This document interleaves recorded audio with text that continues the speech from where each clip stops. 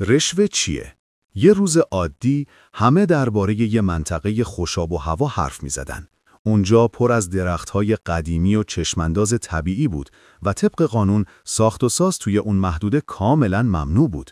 اما ناگهان خبر رسید که قرار وسط همون منطقه یه هتل بزرگ ساخته بشه. مردم حیرون بودن، مگه میشه؟ روبی که کنجکاو شده بود دنبال ماجرا رفت. بعد از کمی پرسجو فهمید صاحب شرکت ساختمانی یه شب قبل از گرفتن مجوز با یه چمدون پر از سکه طلا وارد خونه شهردار شده. درست فردای همون دیدار مجوزی که تا دیروز غیر ممکن بود بی هیچ دردسری صادر شد. روبی اما کوتاه نیومد. با زحمت مدارک رشوه رو جمع‌آوری کرد و به اداره بازرسی تحویل داد. چند روز بعد خبر مهمی منتشر شد. شهردار و پیمانکار هر دو بازداشت شدند، مجوز لغو شد و منطقه دوباره تحت حفاظت قرار گرفت.